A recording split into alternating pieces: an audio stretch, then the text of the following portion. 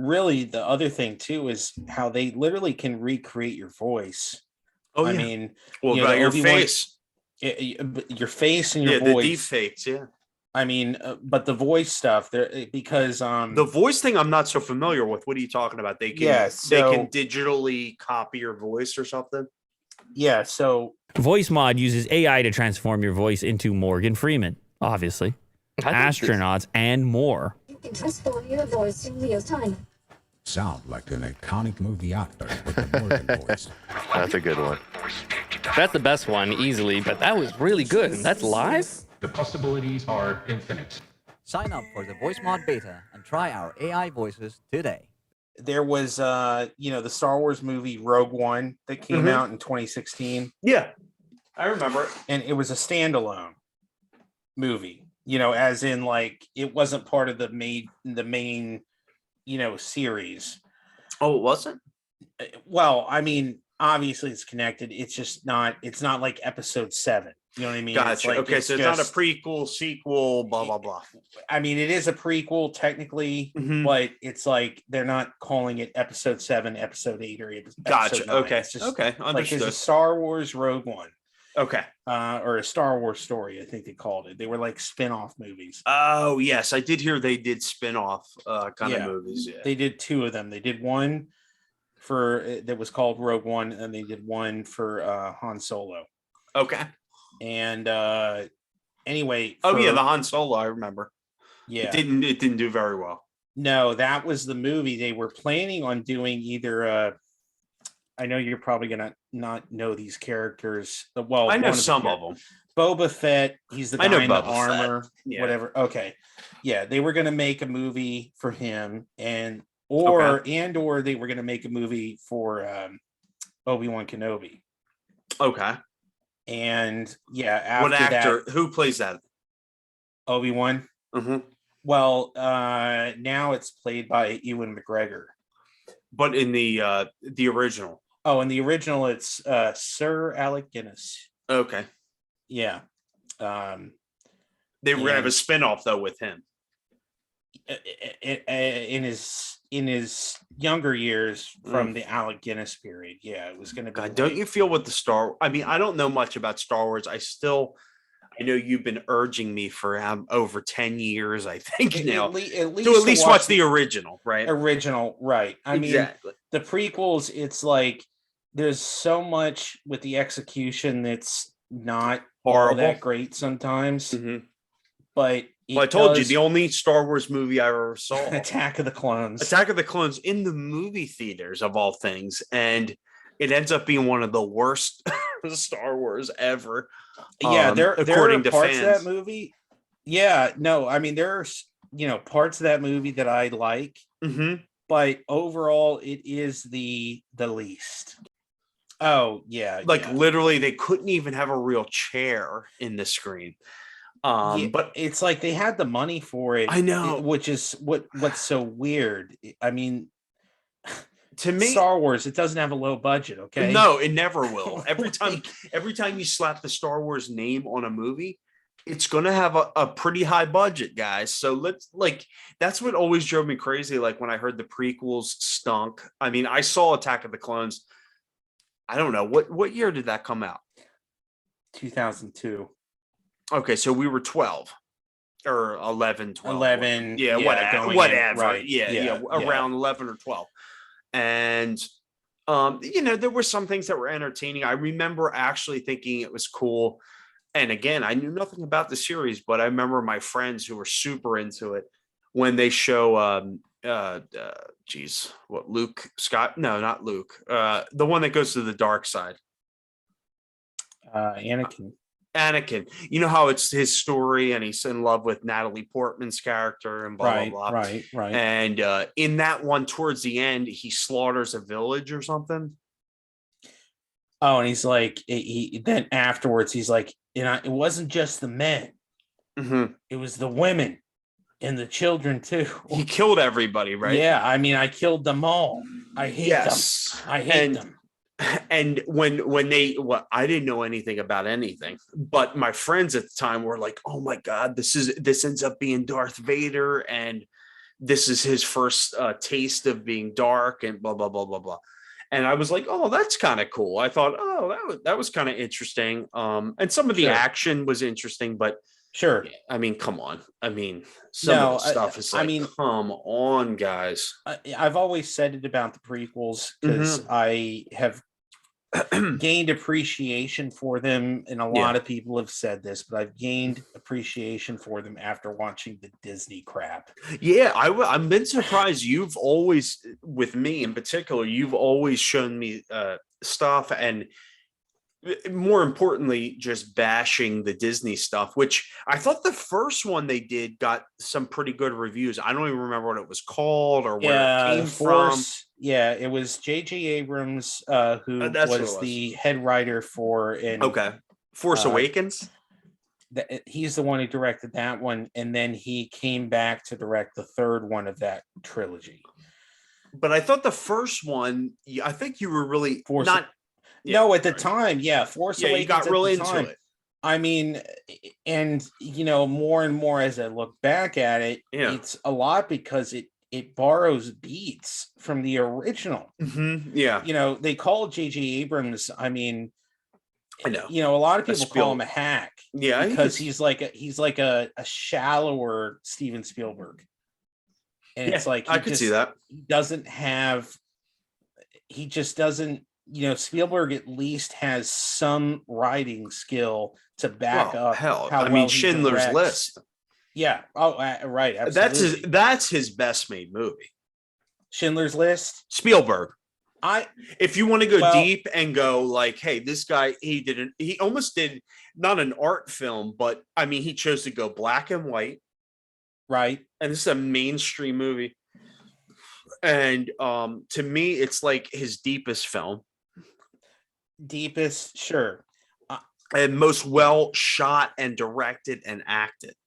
Now you could argue there's other movies in his catalog that might be more entertaining. I mean, but Schindler's List is not meant to be, a fun, upbeat action adventure. No, I would argue Raiders is his not as masterpiece.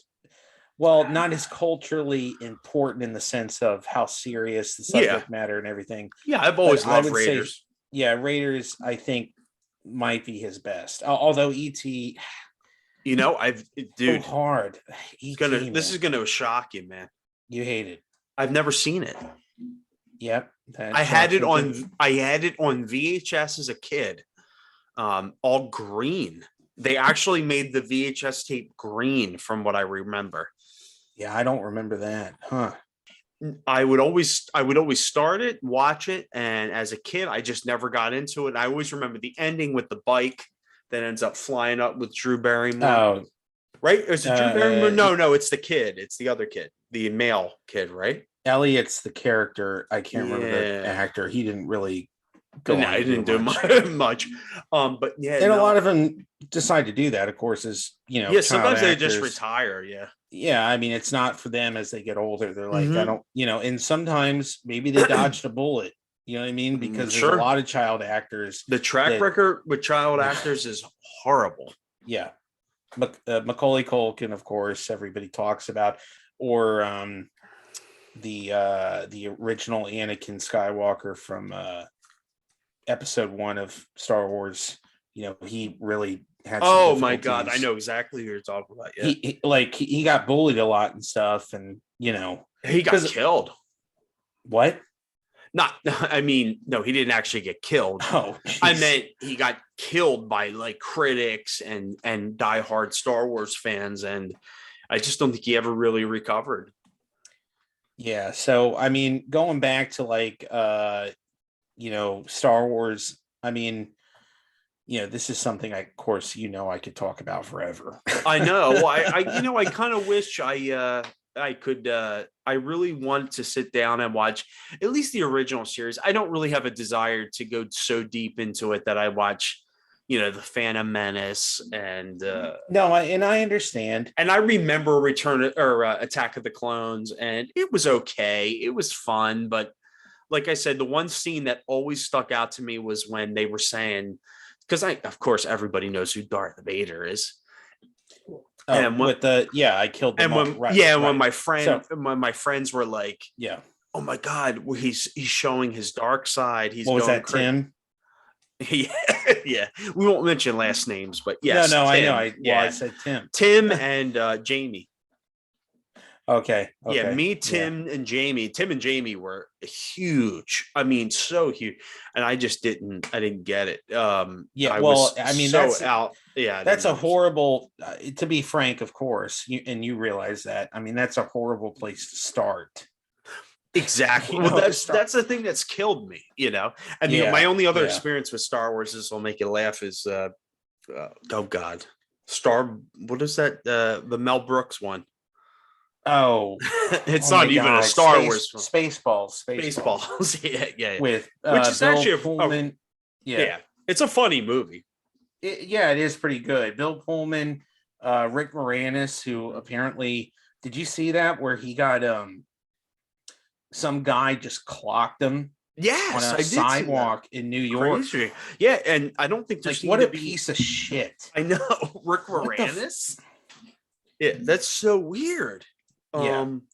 I don't understand it. Yeah, so there was that. Well, John Candy too. Yeah, right. He played Barf. Yeah. Yeah, It's been okay. so long since I've seen that movie, but I always remember too. One of the funniest scenes. Well, first of all, what was Rick Moranis? He was Big Head or But he was like the his Vader mask. clone. Yes, like he was exactly. the Vader lookalike. His kind of. mask was too big for his head, and he kept hitting stuff. Right. But I also remember Mel Brooks' cameo where he played Yoda, or I mean, some version of Yogurt. Yogurt. That's it. You heard of me? Heard of you? Who hasn't heard of yogurt? Yogurt the Wise. I am the keeper of a greater magic, a power known throughout the universe as the Force? No, the Schwartz. Schwartz. Come, walk this way, take a look. We put the picture's name on everything. Merchandising, where the real money from the movie is made. Spaceballs the t-shirt, Spaceballs the coloring book, Spaceballs the lunchbox, Spaceballs the breakfast cereal, Spaceballs the flamethrower. The kids love this one. Last but not least, Spaceballs the doll, me. May the Schwartz be with you. And he was selling all He was selling all the merchandise. Yeah, and he right, goes, right. This is right. Yeah, and that I thought was so funny. Where he's like, what did he say? It was like, oh, this is the they're trying to be all philosophical and what's the word I'm thinking of, the Force and all that stuff. And it's like, oh no, it comes down to merchandise, guys. And he like shows this like store and stuff. Yes, It's so funny.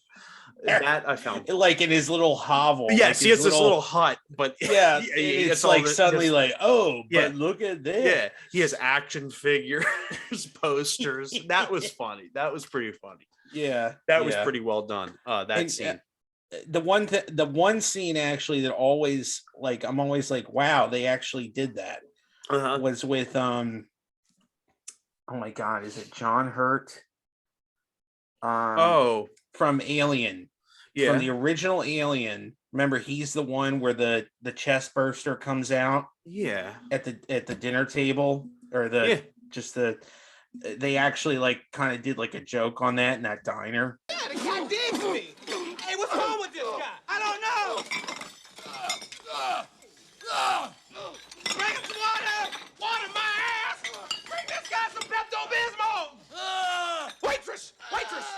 What did he order? Oh, he had a special. That's what I ordered. I changed my order to the soup. Good move.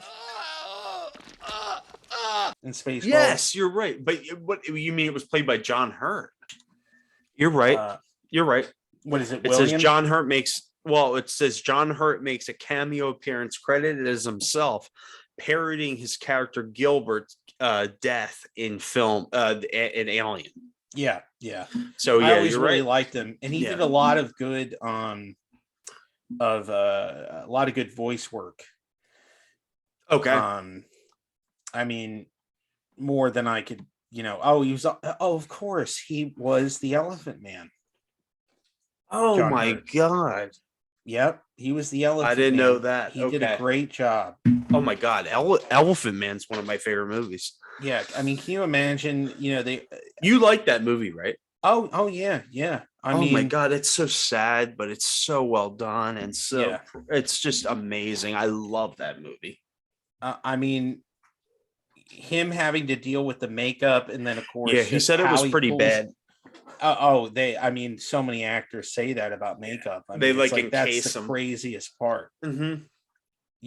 And a lot of times you hear it over and over that the makeup artists actually, through the course of the film, are able to actually trim down how long it takes to Yes. apply it. They finally figure out, they figure out more efficient ways to apply the makeup. Yeah. Yeah, it's kind of crazy. It's That's like funny. Yeah, and John Hurt, I mean, the Elephant Man, I love, and that's David Lynch, man, one of my favorite directors of all time.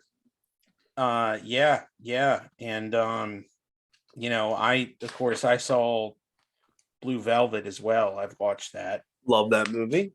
Yeah, I mean, what I know you were disappointed that it wasn't as crazy as you thought it would be, but I just like the movie. I think it's well acted and well shot. No, I mean, a lot of times, again, it's like one of those things where I go into it expecting something, but there is a kind of a disturbing feeling in that movie for me. Oh, sure, for sure. And in particular, I mean, it starts even with the bugs and the grass at the beginning. Yeah, that's a visual metaphor that underneath this greeny, this very pleasant existence is this dirty underworld under everything. Yeah. And I mean, Dennis Hopper, holy fantastic. shit, he should have won the Academy Award. He's great. I mean, how despicable of a character can you emote beyond? I mean, like that's just a crazy. I mean, it's just amazing. It's amazing, but of course, disgusting. I mean, he's insane. Yeah, I always remember. Yeah, sorry. No, yeah. I just always remember the part where he's like, is it baby or daddy? I can't remember what he calls himself. Baby wants to fuck. I think baby. Where he goes, baby wants to fuck. When he's like literally like inhaling like the something in that tank, and he's you know what I'm talking about? Yeah, is it like pure oxygen? Because you can get high on pure oxygen. I don't know. It's something. I can't remember exactly what it is. And yeah, he I just remember him going, I think it's either baby or daddy. I can't remember, but he's like, daddy wants to fuck. What's the scene? So weird. Yeah, what's the scene in the car? Oh my God. Where what is that? What happens again? Like that was just nuts. Yeah, more than that, I always thought the scene leading up to that was really interesting, where he oh God, I can't think of. Well, Kyle MacLachlan is the actor who plays the young guy. The guy Kyle. Okay. Yeah, I can't think of his name for some reason, in the character's name. And he the one part always was like, oh my God, this is crazy. But I always like the part where they're in the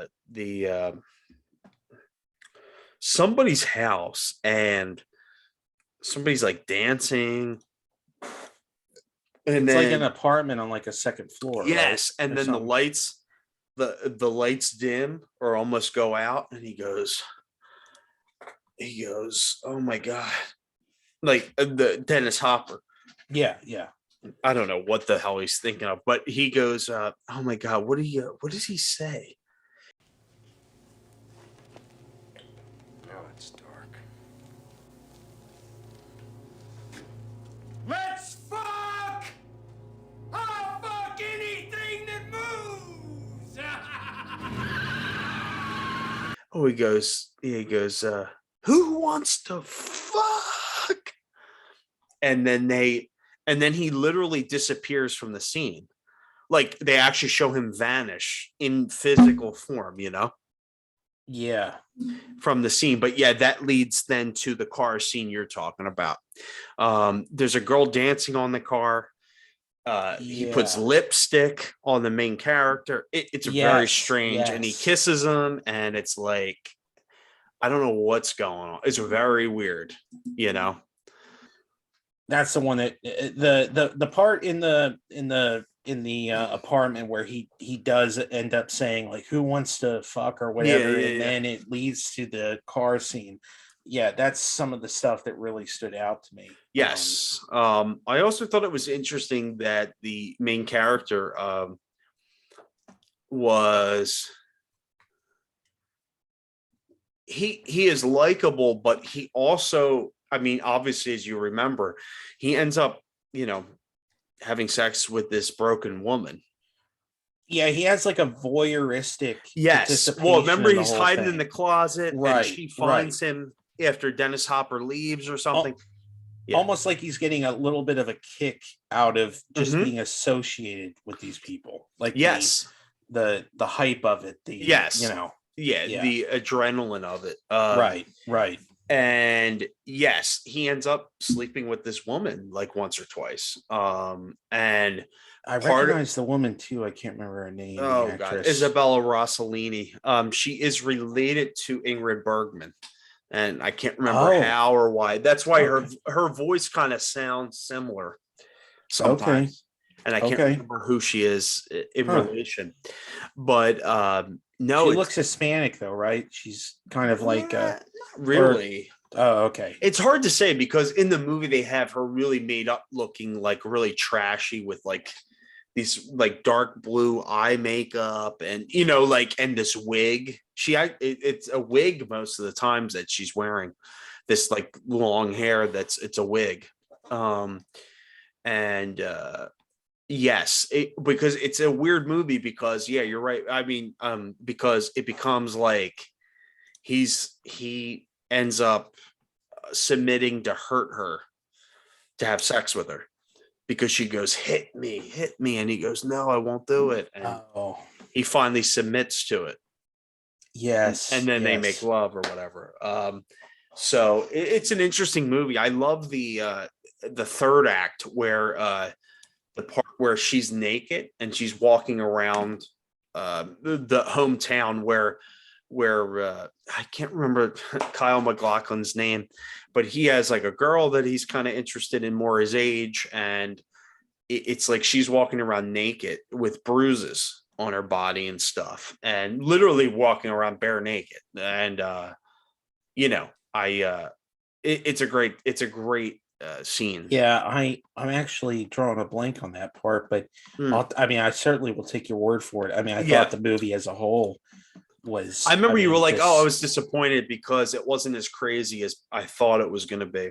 Yeah, that's funny. And that I understand that, said, but well, it's been so long. It's just a good yeah, movie. that's interesting. Yeah.